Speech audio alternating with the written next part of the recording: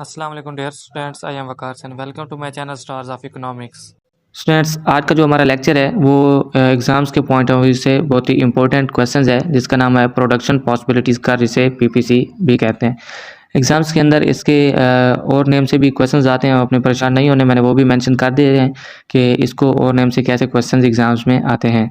तो पहले जो है प्रोडक्शन पॉसिबिलिटी फ्रंटियर यानी पीपीएफ, इस नेम से भी एग्ज़ाम्स के अंदर क्वेश्चन आता है, और दूसरे नेम से इस तरीके से भी आता है प्रोडक्शन ट्रांसफॉर्मेशन कर्व, पीटीसी का। यानी ये तीनों नेम जो हैं वो एक ही लेक्चर्स के हैं, यानी प्रोडक्शन पॉसिबिलिटी कर्व के ये दो और नेम हैं, जिसमें बाज़ औक़ात एमसीक्यूज़ भी पूछा जाता है और इस नेम से भी है वो क्वेश्चंस भी आ जाते हैं। तो अब हम अपने लेक्चर्स की तरफ आते हैं। The production possibility curve is use to explain the basic economics concepts. ये जो हमारे पास पीपीसी कर्व है, ये हमें यूज़ होता है जो इकोनॉमिक कॉन्सेप्ट्स हैं उनको एक्सप्लेन करने के लिए। इकोनॉमिक कॉन्सेप्ट्स कौन से हैं? स्केर्सिटी है, चॉइस है और अपॉर्चुनिटी कॉस्ट है। तो ये हमारे पास बेसिक इकोनॉमिक कॉन्सेप्ट्स हैं। तो स्टूडेंट्स, अगर आपने इनको डिटेल के साथ अंडरस्टैंड करना है तो इनको हम ऑलरेडी डिस्कस कर चुके हैं। इनको आप इनका लिंक जो है वो भी मैं डिस्क्रिप्शन में दे दूँगा, आप वहाँ से भी देख सकते हैं। देन अब हम इसकी स्टेटमेंट देखते हैं कि जो ये कर्व है ये क्या कहता है। द पीपीसी यानी production possibility curve shows the various possible combinations of goods and services produced with in an economy at specific time with all it's resources fully and efficiently employed. यानी ये जो curve है PPC, ये हमें ये बताता है कि किसी कंट्री या इकॉनमी के अंदर जो अवेलेबल रिसोर्सेज हैं उनको आप फुल एम्प्लॉयड या फुल एफिशिएंसी के साथ यूज़ करते हुए आप कितने मुख्तलिफ किस्म के कम्बिनेशन गुड्स एंड सर्विसेज के हासिल कर सकते हैं। देन अब हम इसकी अजप्शंस देखते हैं। There are following assumptions of PPC यानी प्रोडक्शन पॉसिबिलिटीज का, उसकी कुछ अजप्शंस हैं वो हम डिस्कस करते हैं। फर्स्ट अजप्शन है the economy is operating at full employment level. यानी फर्स्ट अजप्शन में ये अज्यूम किया गया है कि जो कंट्री आप इस्तेमाल कर रहे हैं तो उस कंट्री के अंदर जो है वो या इकॉनमी है उसके अंदर फुल एम्प्लॉयमेंट लेवल होना चाहिए। दूसरे नंबर पे the amount of resources available is fix, यानी जो भी आप रिसोर्सेज इस्तेमाल कर रहे हैं या जो आपके पास अवेलेबल हैं वो फिक्स होने चाहिए, यानी वो चेंज नहीं होने चाहिए बाद में। ओनली टू प्रोडक्ट्स, इसमें भी दो अशिया को लिया गया है कि इसमें दो प्रोडक्ट्स होने चाहिए, यानी दो गुड्स होने चाहिए। इसमें हम लोग लेंगे मशीन्स और फूड को। देन हमारे पास फोर्थ है the state of technology does not change through out the production. यानी जब आपका प्रोडक्शन प्रोसेस हो रहा होगा तो आप जो टेक्नोलॉजी यूज़ कर रहे हैं वो चेंज नहीं होनी चाहिए। देन नेक्स्ट है हमारे पास शेप ऑफ पीपीसी, यानी जो प्रोडक्शन पॉसिबिलिटी कर्व है उसकी शेप क्या होगी। The shape of PPC depends on the opportunity cost, यानी जो पीपीसी की शेप है वो अपॉर्चुनिटी कॉस्ट पे डिपेंड करती है। जिस बाज़ औक़ात एमसीक्यूज़ भी पूछा जाता है कि जो पीपीसी कर्व है उसकी शेप किस पे डिपेंड कर रही होती है, या क्वेश्चन भी आता है कि जो शेप है वो किस पे डिपेंड करती है पीपीसी की। तो ये आपने जो है ये जो अब हम ये पॉइंट डिस्कस करेंगे, ये पॉइंट एमसीक्यूज़ और शॉर्ट क्वेश्चन से पूछे जाते हैं। If opportunity cost continuous to increase thus this is law of increasing opportunity cost. In this case PPC is concave from origin.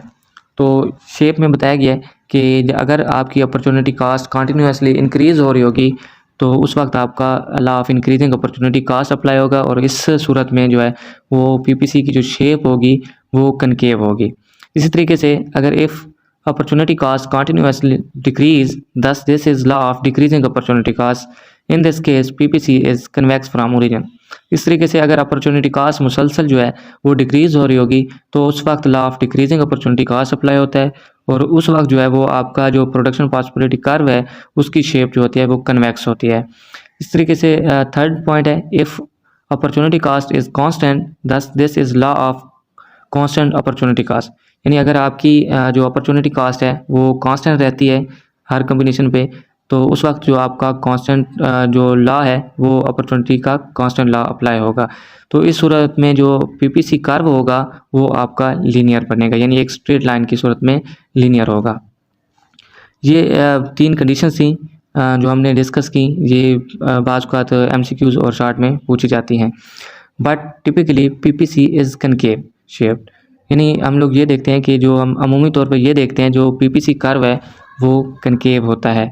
इसको हम डायग्रामेटिकली भी यही डिस्कस करेंगे, क्योंकि वो कनकेव होता है। इसकी रीज़न बताई गई है कि मोस्टली ये यूज़ होता है, क्योंकि law of increasing opportunity cost जो है वो अप्लाई होता है।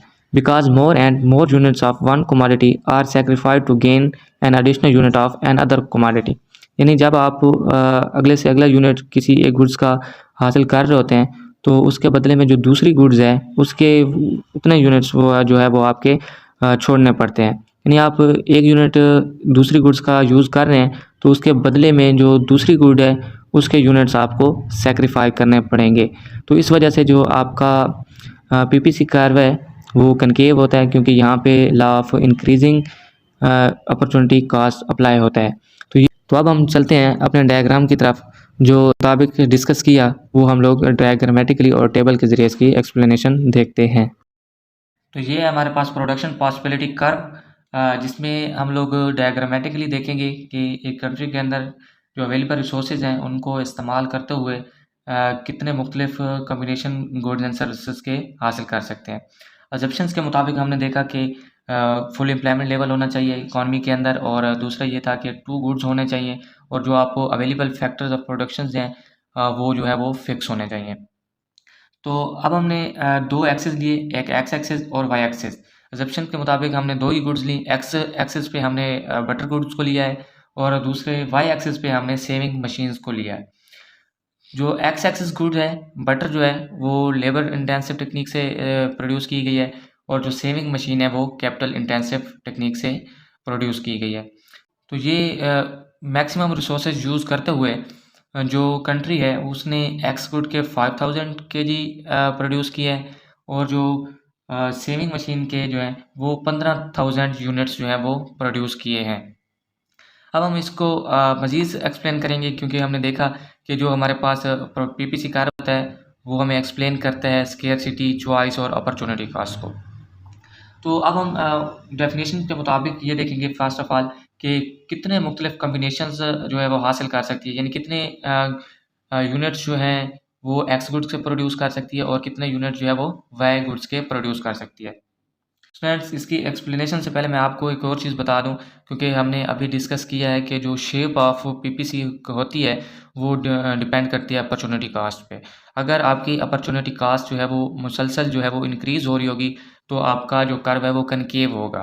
इसी तरीके से जो अगर आपकी अपॉर्चुनिटी कास्ट जो है वो डिक्रीज़ होती है कंटिन्यूसली, तो फिर आपके जो पीपीसी कर्व है वो कन्वेक्स होगा। इसी तरीके से अगर कांस्टेंट रहती है तो आपका स्ट्रेट लाइन जो है वो पीपीसी कर्व होगा।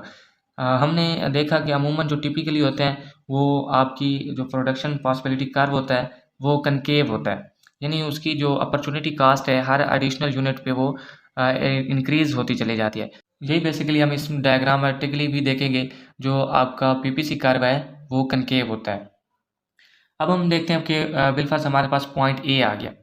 पॉइंट ए पर जो प्रोडक्शन हो रही है वो वाई गुड जो सेविंग मशीन है उसकी 15,000 यूनिट प्रोड्यूस हो रहे हैं, और जो एक्स गुड है बटर उसके 0 यूनिट प्रोड्यूस हो रहे हैं। यानी हम लोग ये कह सकते हैं कि इसमें जो है इस कंट्री के अंदर टोटली जो है वो कैपिटल इंटेंसिव टेक्निक्स यूज़ की जा रही है।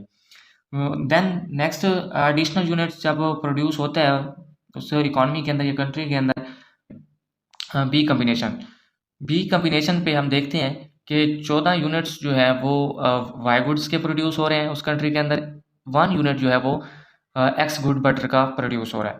ये हमारे पास दूसरा कम्बिनेशन आ गया। इस तरीके से जब हम तीसरे कम्बिनेशन देखते हैं, तीसरे कम्बिनेशन पे हमने ये देखा सी कम्बिनेशन पे 12 यूनिट्स जो है वो सेविंग मशीन जो कैपिटल इंटेंसिव टेक्निक है उससे प्रोड्यूस हो रहे हैं, और 2 यूनिट्स जो है वो आपके एक्स गुड्स के प्रोड्यूस हो रहे हैं।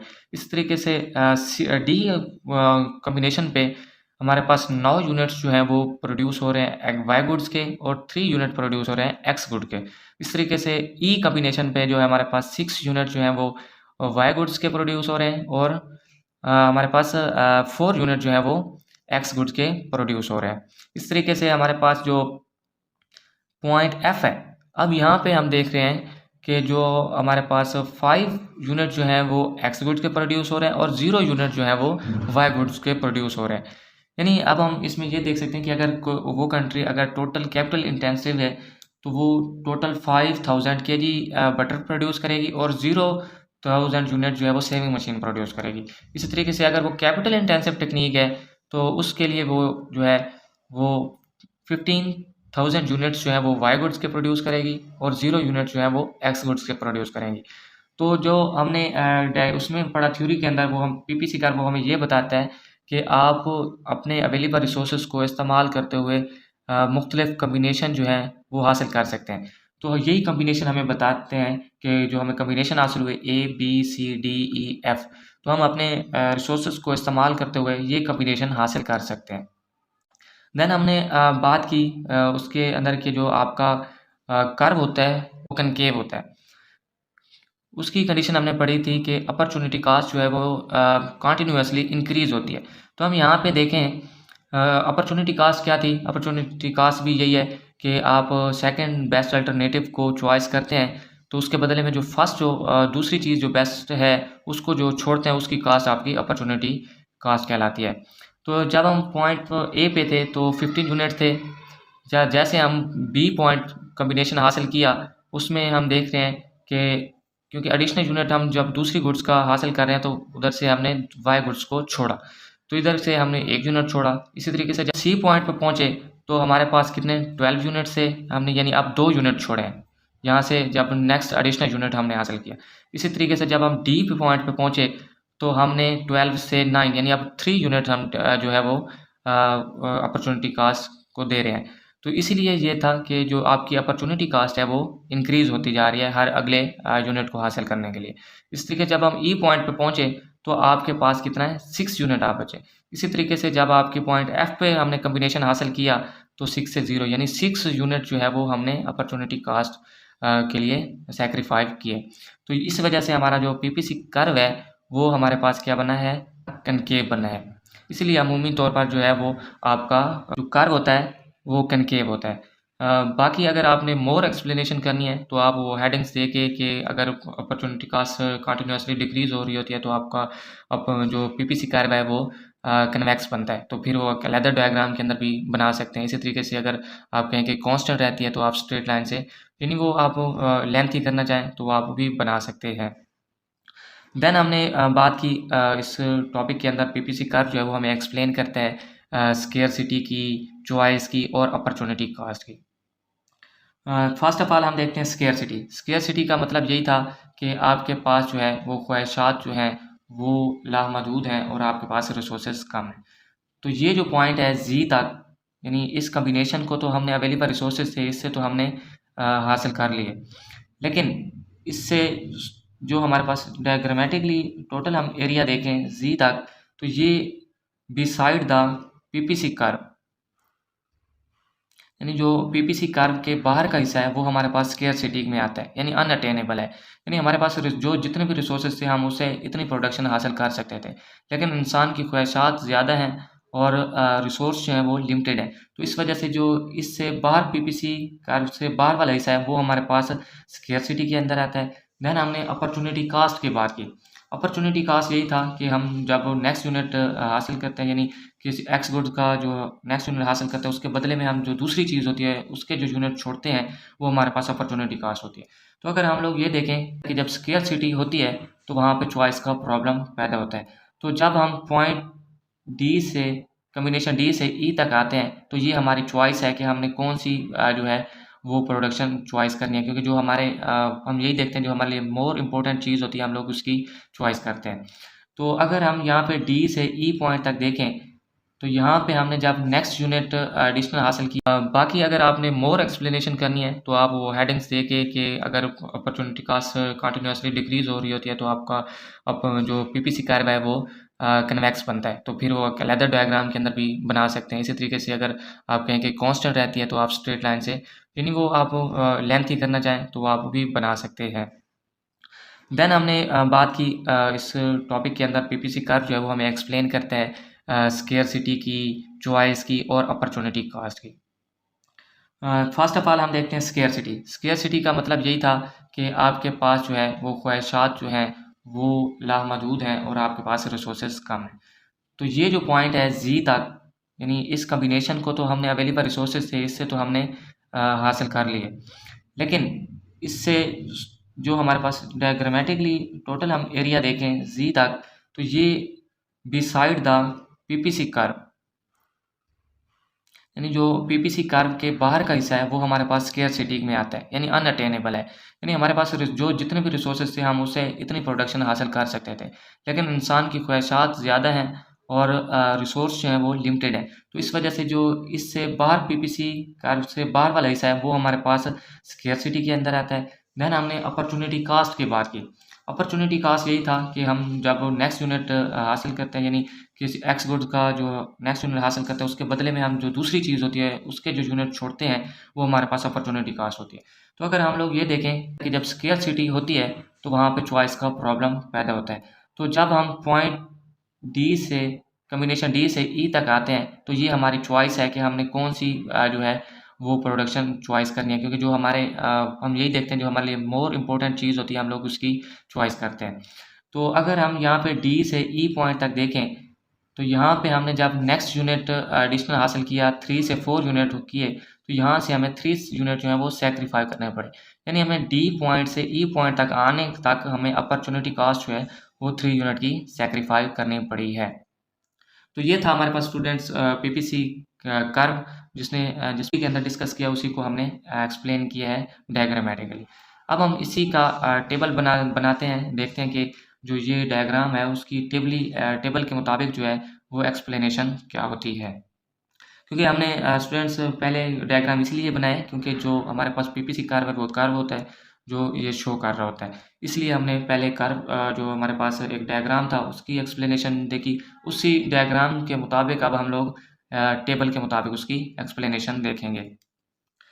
पहले हमारे पास प्रोडक्शन पॉसिबिलिटीज़ कितनी हो सकती हैं, फिर हमने दो गुड्स ली, एक्स गुड और वाई गुड।